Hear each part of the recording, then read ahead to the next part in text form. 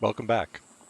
So I've got some really quick things I want to go over in terms of things that I identified early on in my life that either brought me success in terms of reaching my goals or failure. And I'm going to apply them to myself so it doesn't sound like I'm preaching to you. So early on, when I was doing powerlifting and bodybuilding and that kind of thing, I also did personal training. And one thing I identified in myself is the times when I was not having as much fun and not succeeding as much in getting my goals in terms of my fitness were the times when I was attributing things to some kind of idea of myself, whatever it might be. Internal talk, self talk, something someone else told me.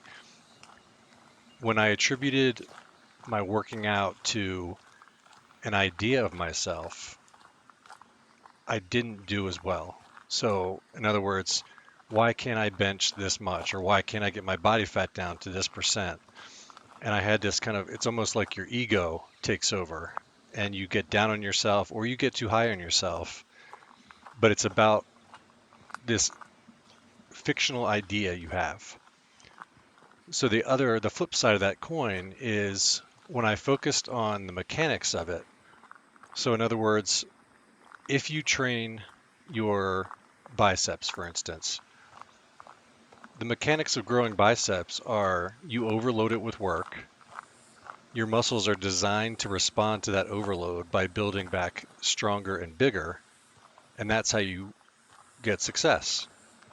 So it's not about your idea of yourself. Oh, I need bigger biceps, or why can't I get bigger biceps? It's only about stimulus and effect.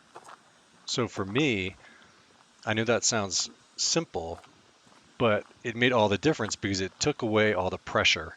It took away guilt if I didn't work out hard enough or whatever it might be. It took away this fictional pressure that I think in every area of life we can put on ourselves rather than just looking at the mechanics of it. Why is this happening and what can I do to get the right messages going to achieve whatever I'm trying to achieve? So, how does this apply to the carnivore diet? So, a lot of times starting the carnivore diet is extremely difficult because, and I'll speak for myself, when I was on a higher carb diet and you're taking insulin as a diabetic, the cravings that you have are so incredibly strong. I'll just give you an example. So if I have low blood sugar, which generally means at least then when I was doing higher carb, I would have a higher level of insulin. I could eat almost like a professional like binge eater. I could eat like three peanut butter and jelly sandwiches, a soda, um, and I could just keep going. Why is that? Is it because I'm gluttonous? Is it because I lack self-control? No, it's because the chemical messenger insulin, when I had too much insulin in my system and my blood sugar was going low, is telling you to eat. It's telling you you must eat a lot of food and it's giving you the hunger to match that. So that's just a small example of it's not about some kind of a character flaw. It's literally a chemical messenger telling your body, giving your brain signals to eat a ton of food. Okay, so how this all relates to the carnivore diet is especially when you get started, you are struggling with hormone profiles, these messengers to your brain that are telling you to do all the quote unquote wrong things. So things like ghrelin, leptin, insulin, cortisol, all these things when you're on a high carb diet are backwards. And so it takes an immense amount of just sheer will to say, I'm not going to listen to all these messages and I'm going to do this other thing. And you have to keep that will until all these messengers start to go away. So imagine watching TV and every single advertisement is about candy, fast food, cake, the holidays, right? Every single advertisement you see on TV is about that. So what do you want to do? You want to eat all those things, right? Because you're getting all these messages. constant messages.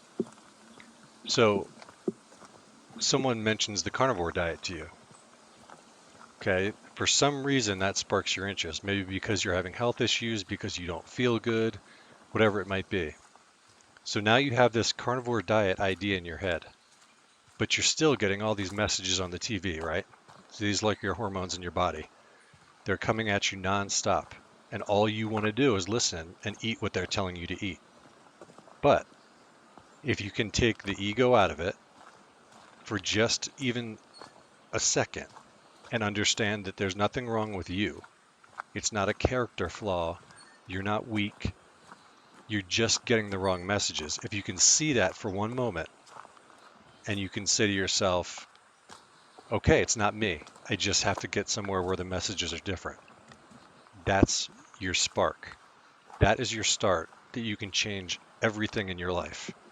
That was what I had to do because let me tell you, when you're taking extraneous insulin and you're on a roller coaster of high and low blood sugars, getting off that roller coaster is so difficult. So I understand it.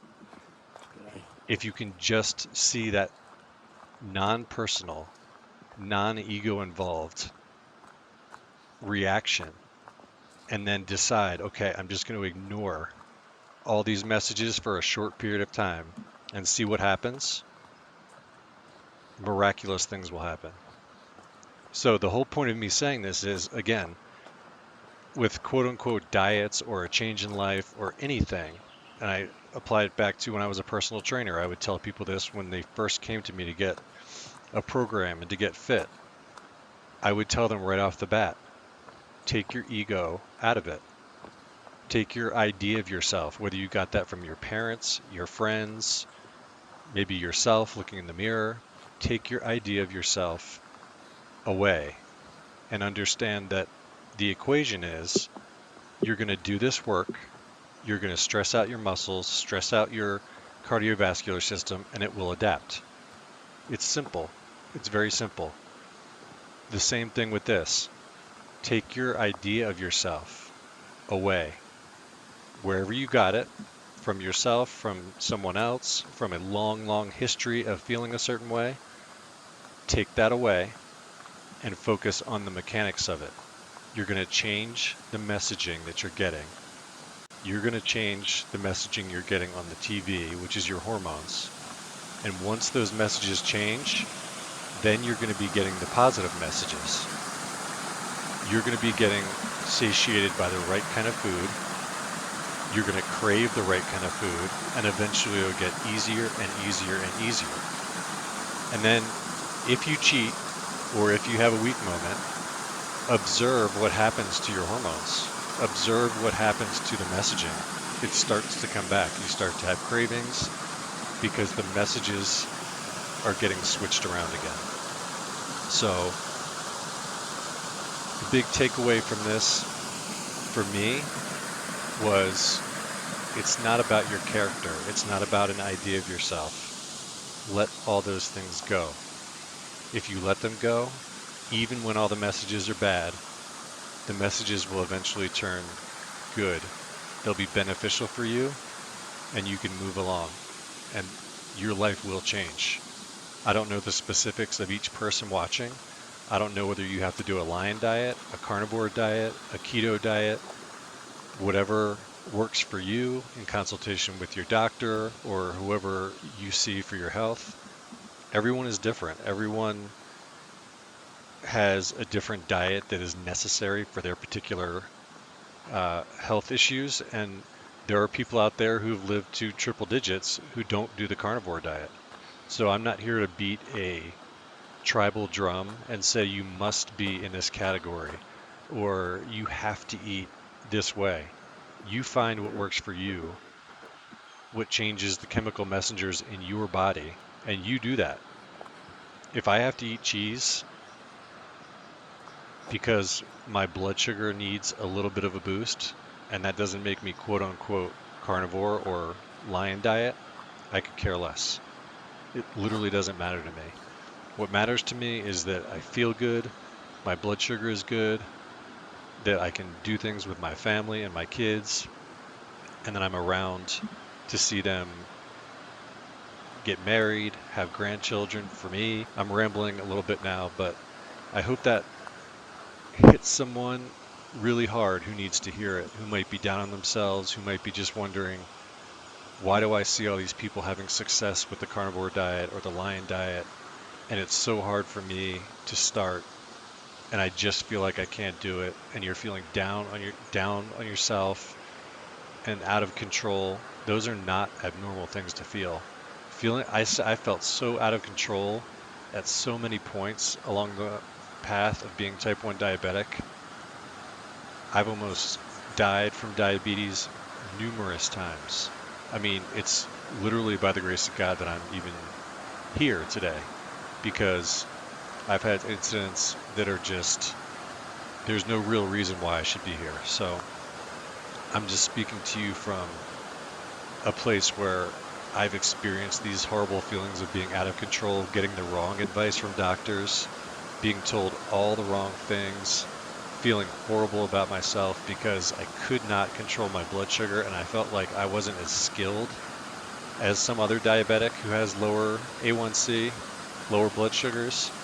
So let all that stuff go and focus on what works for you and change the messaging in your body, and everything else will change for you.